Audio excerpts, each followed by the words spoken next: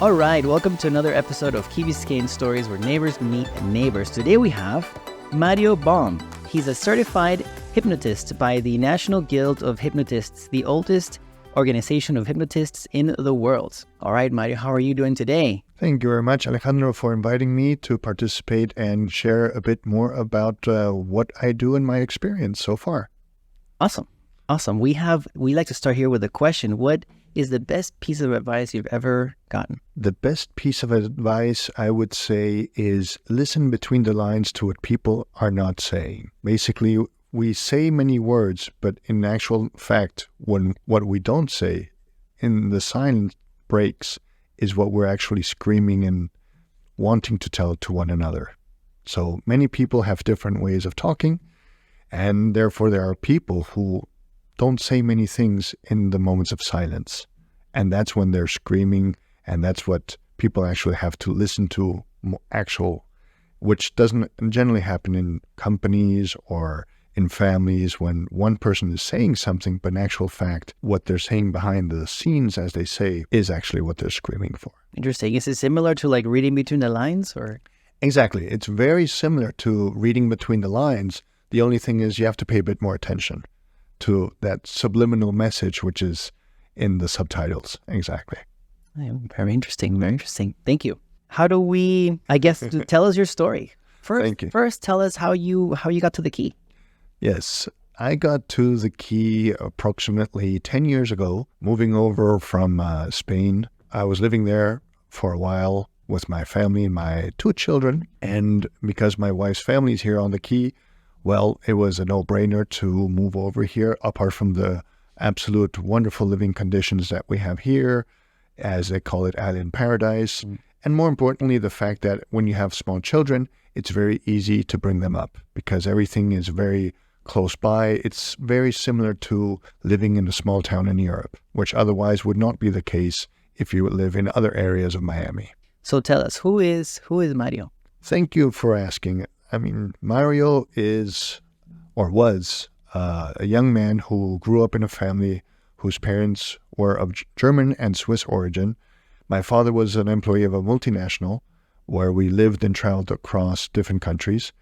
And approximately 15 years ago, my mom passed away, and that's when my actual spiritual side developed and opened up to my true self, if you want to call it like that. But before that, before my mom passed away, I remember sitting in class one day. I was possibly 14 or 15 years old, and I shut my eyes very quickly. You know, English literature is always very entertaining. So I put my head on my shoulder against the wall, and I shut my eyes very fast. I was listening to class. I was awake, but just in that gaze. And all of a sudden, I noticed how I was visualizing the class from above. So some people call that an out-of-body experience. And as I was floating above class, I said, this is boring. Let's go around school. So basically, I walked around school, floating. And I said, I don't want to be here. So I went to see my mom. Phew! It was 25 miles away. And I saw my dog. I walked around the house. I saw my mom. Okay, everything's cool. I went back. I opened my eyes. I'm like, that was cool. So I've spoken to many other professionals. And they're like, yes, you had an out-of-body experience during daytime. So bringing up to who I am, when my mom passed away, I spoke to a lady who guided me into this profession to awakening my abilities, which everybody has their own abilities. People, for some reason, they can see the aura of other people. People are psychic. Everybody has different abilities. It's the question or the point of not developing them. It's a point of letting them be free, educating them and guiding them to how they are to be used. In my case, I was able to, and I still am able to meditate with my eyes open, and that to a certain degree has allowed me to also see people's auras with my eyes open. So one thing led to another, that I read the book of Edgar Cayce, The Sleeping Prophet. This is a gentleman from back in 1890s. He died in 1945, just after the Second World War. He was known as a sleeping prophet because he would come into a state of relaxation, deep hypnosis in the sleep mode, and people would be able to channel messages through him, health treatments, you name it. And unfortunately, people took advantage of him, so he had his own struggles. But fortunately enough, nowadays in Virginia Beach, there's a Edgar Cayce Institute, and there's an Atlantic University where people can develop these holistic skills in different areas.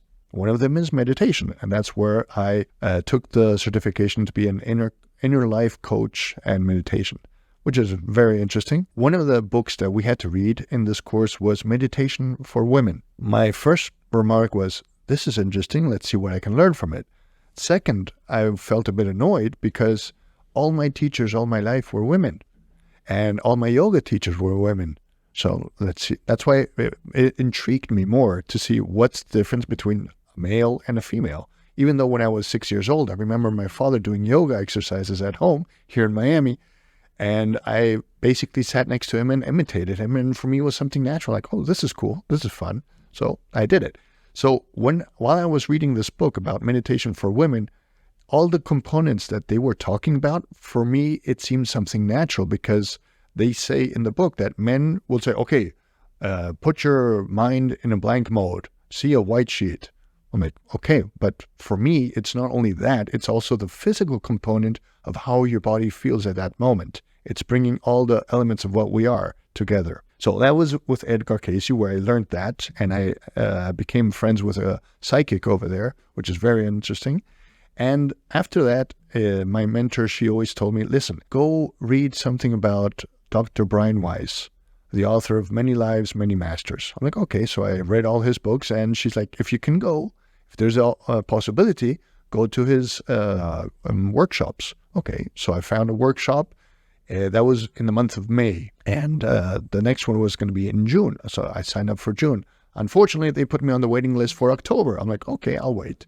2 weeks later, they send me an email, say, Mario, you're available. If you can come now in June. I said, hey, this is a sign, I'll go. So I went there. This was in the month of June in New York, approximately 300 other people there.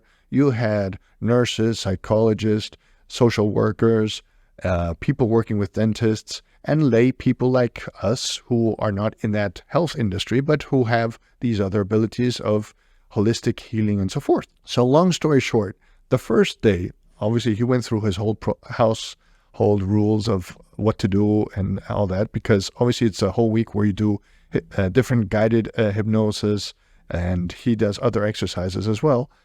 After the first day, the first lunch, a lady came up to me from India, who herself, she was a doctor. She's like, I want you to give me a hypnosis. I'm like, wonderful, why not? I was like, never done this before, but I guess she came to me for a reason. You know, there are, in life, there are signals, there are signs. We went to a corner of the room and we sat down, and I basically guided her through the whole process.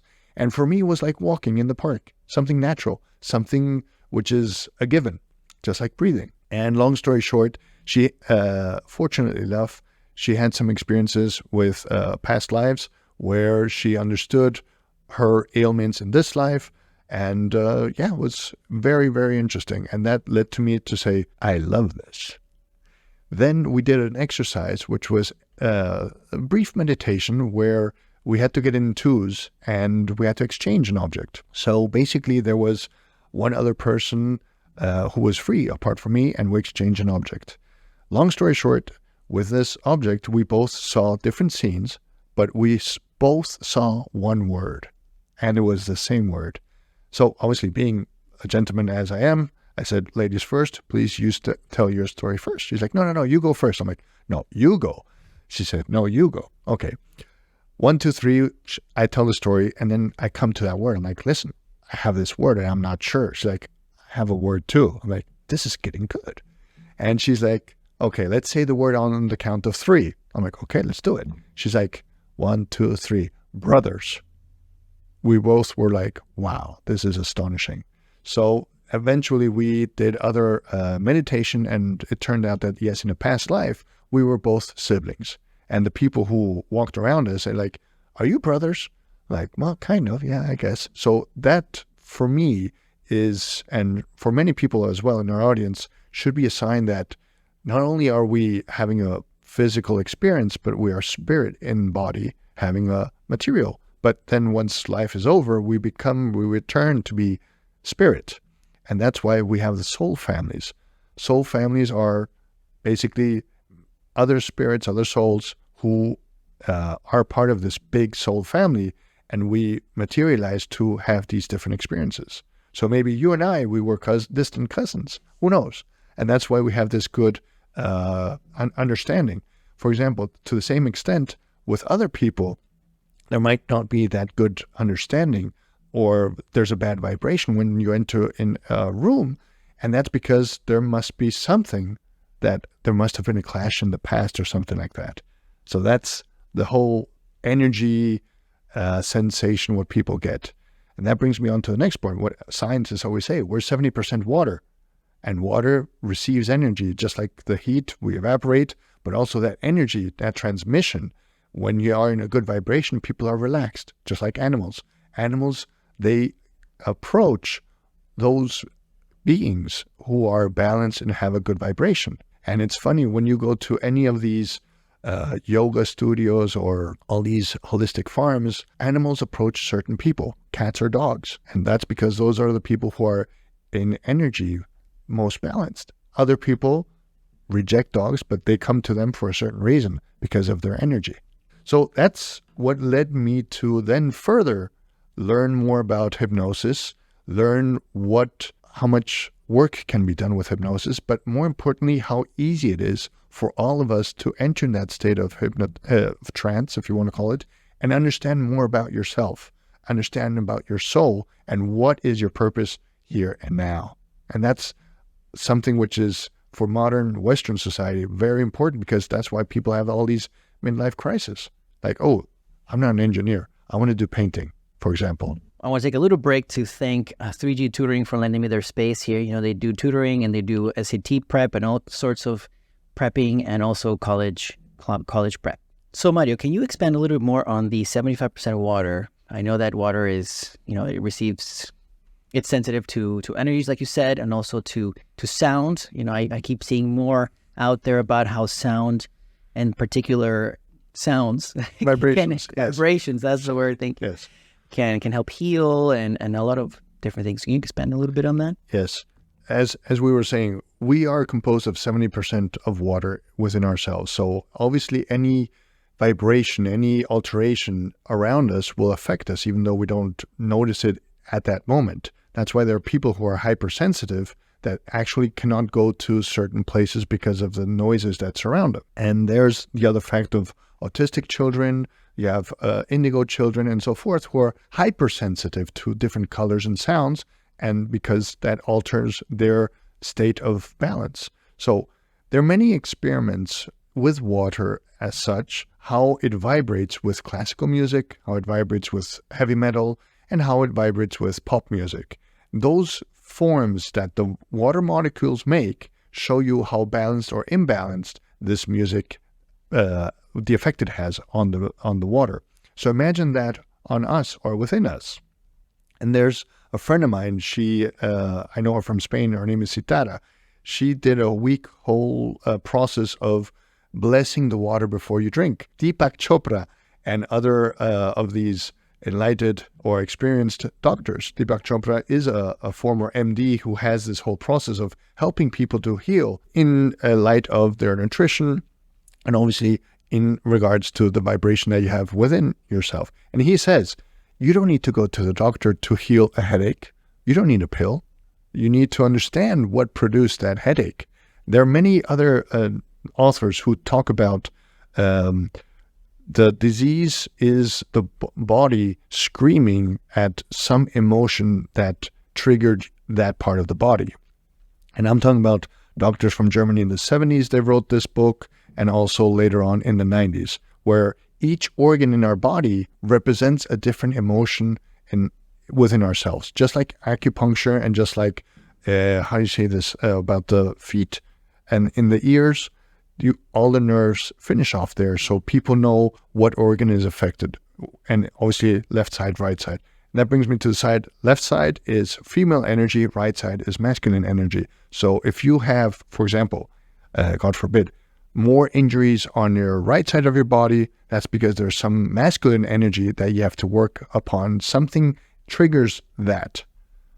If it's a left side, there's a female relationship or some energy that you have to understand or work upon. In my case, and here I bring my personal example, I've always had injuries on my right side of my body. My collarbone, my elbow, my thumb, my right knee, all on the right side. Just before my father passed away, he and I made peace. And ever since, it's been solved. That's how interesting the human body works. Our body is the best doctor. It gives us also the best solution. But when it gets that far, it's not too late, but it's screaming, saying, hey, you haven't listened to me. The other thing as well is the mind is also very powerful. Just as we learn every day, every year to build up on a profession, a career, while the same way we can work to heal ourselves with meditation, deep breathing, and we can also annihilate ourselves, just shut off, which is what happened to my mom. She basically said, I don't want to live anymore. Thank you. Goodbye. And 1 month, she was gone. So this brings me to meditation and breathing exercises. I always like to say and share that the only one thing the human species is born with is breathing. Everything else, we are taught, we're educated, we launch ourselves towards that, but we only know how to do one simple thing, which is breathing and eating. And over time, we have to re-educate ourselves to learn how to breathe properly. And that's why now in Western society, ever since the 60s, all this boom of yoga centers, all this boom of breathing, all of this boom of mindfulness and so forth. Why? Because we don't have that balance, mind and body. People like to say body, mind, spirit. I like to say spirit and body, because we're spirit in a body having a worldly experience, and we return to be spirit. And as Dr. Brian Weiss always says, we are all here in this beautiful earth as a school. You have children or people from kindergarten up to people in the doctorate degree. And we all coexist together, and we all share and learn from one another. And that's the key element. And in breathing, how do we re-educate ourselves? Well, people go to do a sport. People go to do yoga. The other day I learned one of the funny things, and they mentioned that the people who know how to breathe best are those who do swimming. Because if you don't breathe while you're swimming, you go down, obviously. So there you have to learn a proper technique which enabled you to work hard physically, but at the same time hold some air and breathe out. Runners are also a very good example of people who know how to breathe. And the key component is what we forget over time is that emotions, stress, whatever surrounds us are components that limit or affect our breathing in many ways.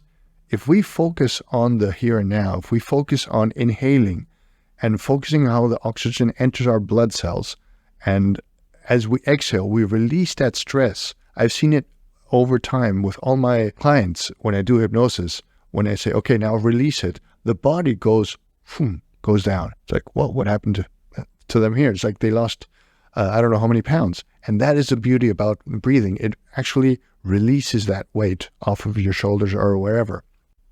I would like to share a simple exercise of the Vietnamese Buddhist monk Thich Nhat Hanh, which is very simple.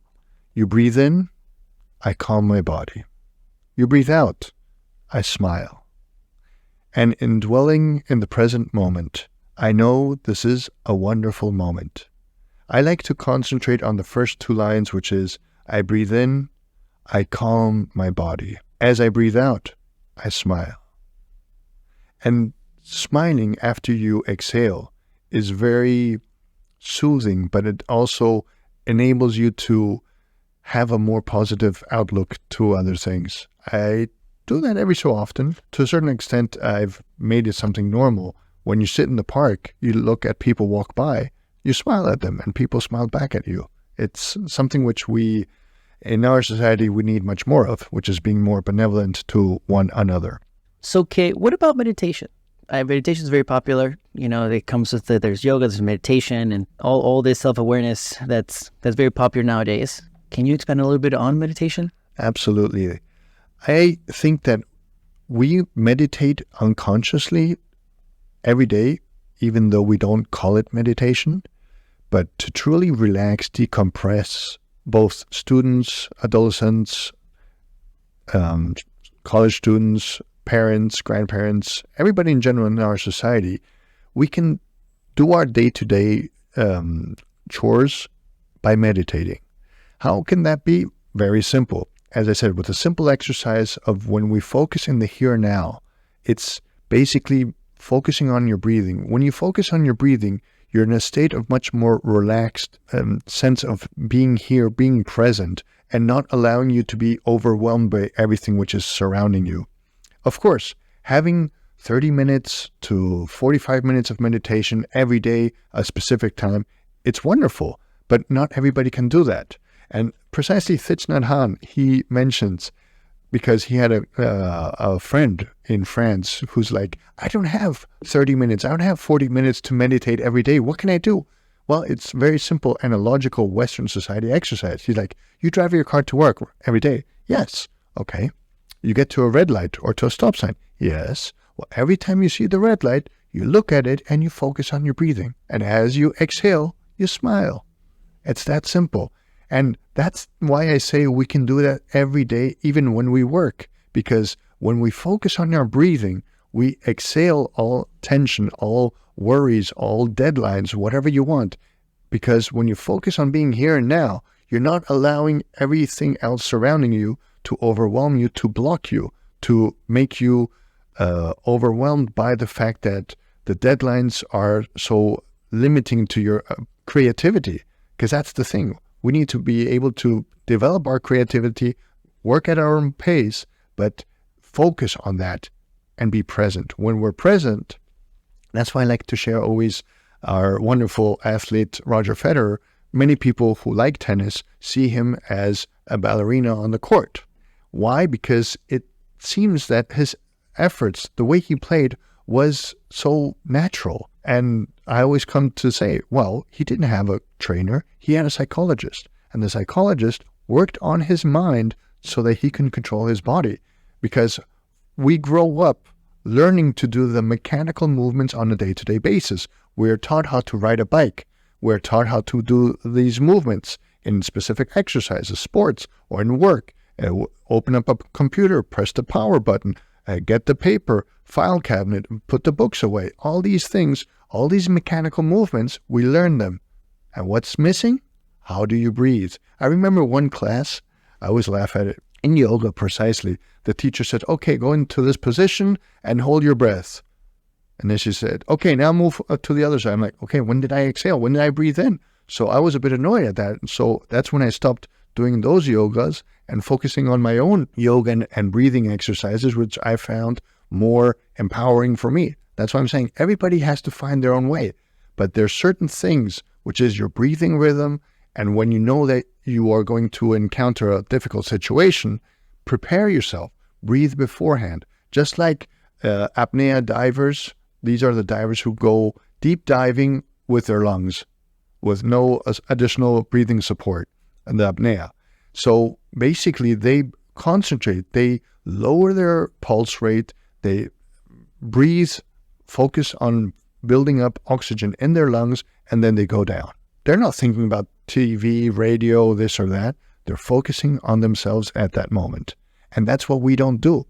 We say, okay, I'm in class now, and then I have to go to the next class, or I have to finish this other thing. No, stop a moment. That's what my dream is, that in corporate world, instead of starting a meeting and talking about this and that, no, everybody shut their eyes, breathe in, breathe out, breathe in, breathe out.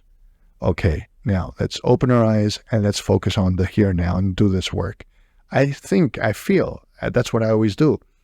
I used to be a lawyer, so I know how much tension can be built in a room and how that energy, that tension can be dissipated. Not only by opening the door and letting the energy go out, but if people are more relaxed, there's more agreement, there's less aggressivity on the road. One of the things you learn in Miami is how to be passive-aggressive when you drive, which is basically you drive in your lane, but you're passive in the sense that you allow all these other drivers, just to name them like that, go ahead of you or cut in front of you or cross 4 lanes on I-95, go into the express lane and then go back out again. So how do you control your emotions in that is by breathing.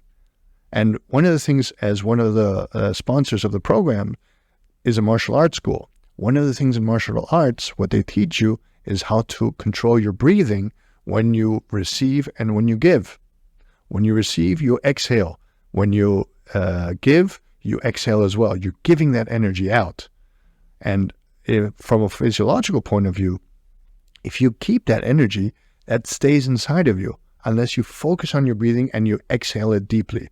That's one of the things that meditation helps you to. Focus on, for example, oh, my right knee hurts. Okay, I'm going to send energy and I'm going to send my oxygen to my knee so that all that tension which is there accumulates and goes and dissipates. I have to share that. In my past, I had precisely a knee injury. I went to 3 traumatologists. They all said, oh yeah, we have to make surgery, this and that. Basically, it was all the same forecast. And then I spoke to a friend who is a massage therapist and so forth. And she said, let me see your x-ray. Okay, go to my friend. He's also a therapist. He does other things as well. I showed him the x-rays, like, I don't need it. I don't want it. Let me see how you walk. Let me see your knees. Okay. You want to walk? Yes. You want to be the weatherman? No. Then don't operate yourself. So basically, he readjusted my knee and I had no surgery. The weatherman, you mean because people who have knee surgeries can sense weather changes because they have metal on their knee or something? Is that what no, you mean? and also because of the meniscus and everything, because you've been operated and the body hasn't fully healed. Mm-hmm. But you feel the change in humidity and heat. You feel it.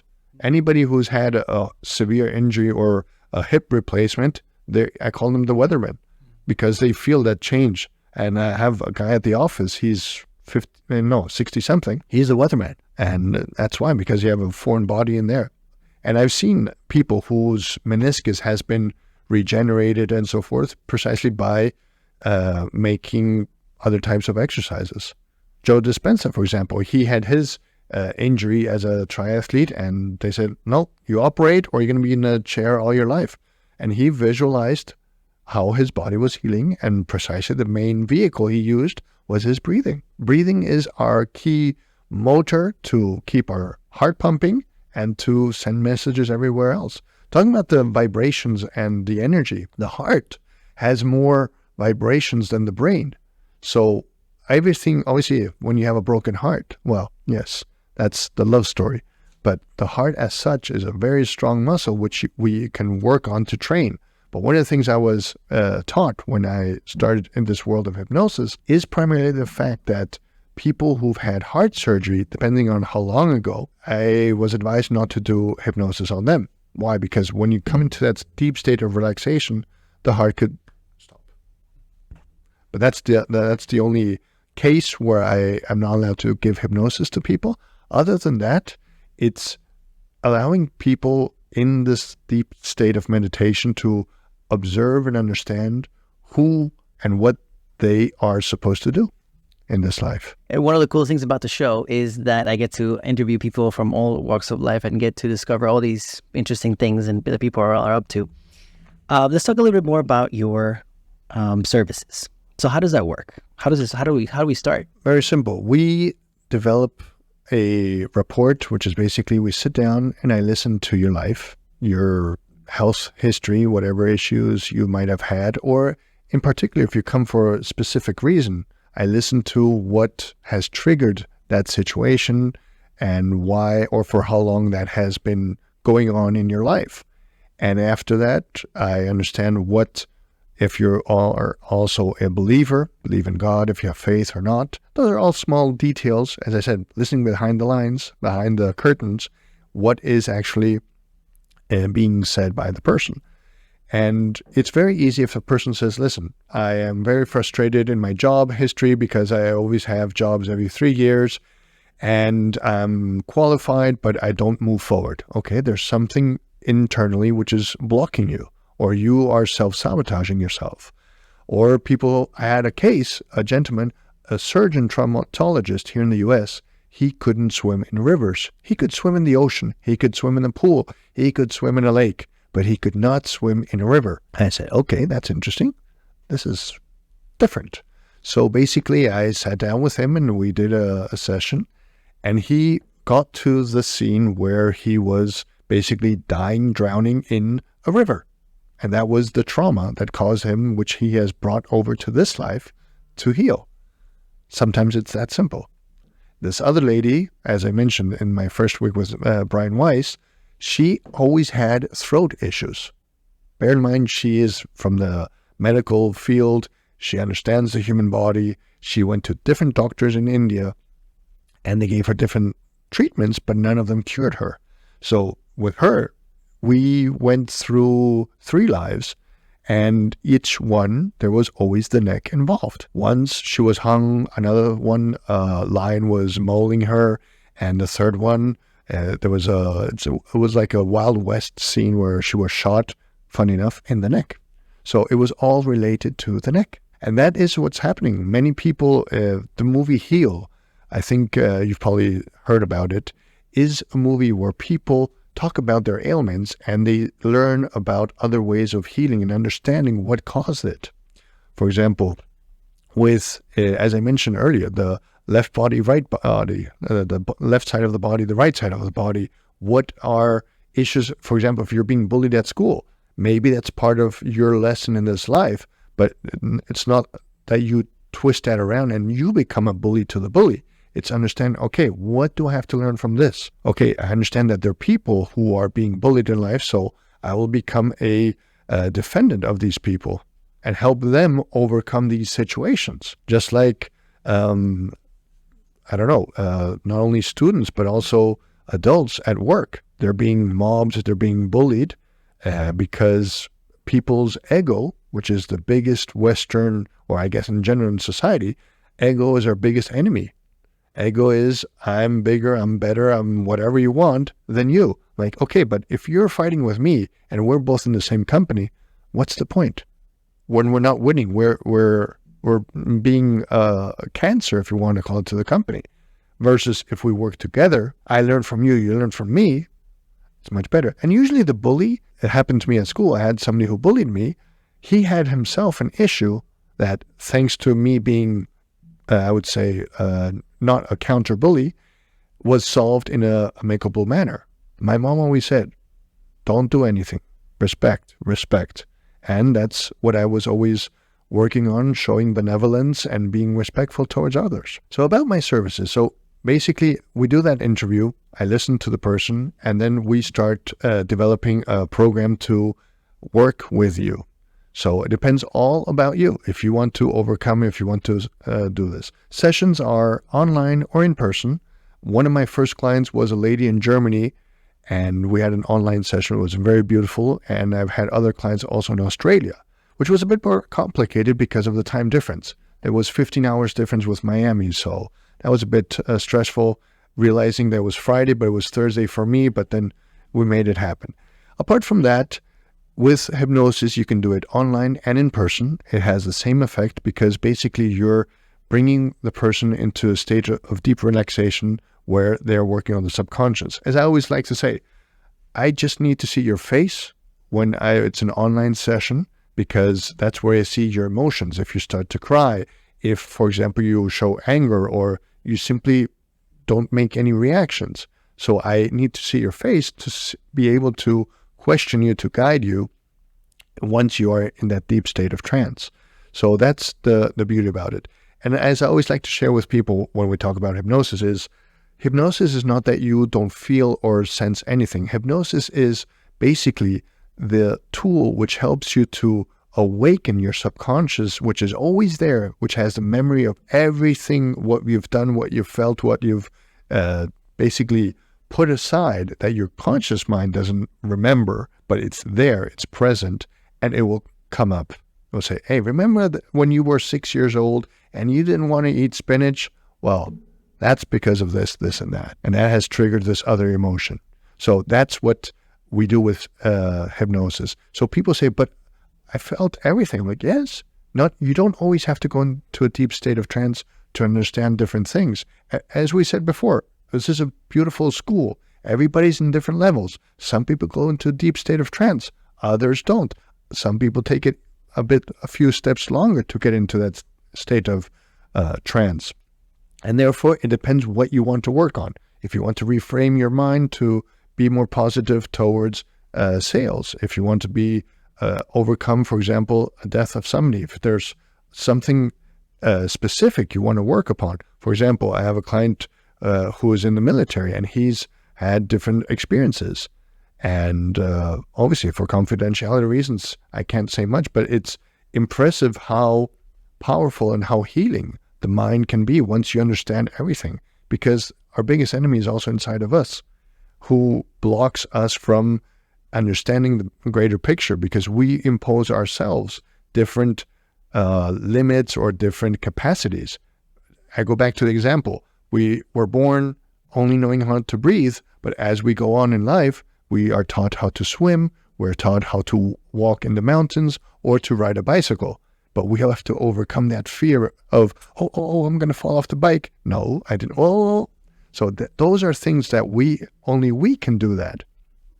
So it's overcoming and understanding the origin of that. And one of the examples my mentor always says is like, when he had an interview with a client, is like, so how old are you? Oh, 56. Oh, and your health? Oh, my mom had this, my grandmother had this, and most probably I'm going to get it as well. See, you're brainwashing yourself to predispose yourself to accept that. Why do you have to have that? We're born perfect beings. Okay, there's a genetic component, but it's not necessarily that it has to trigger.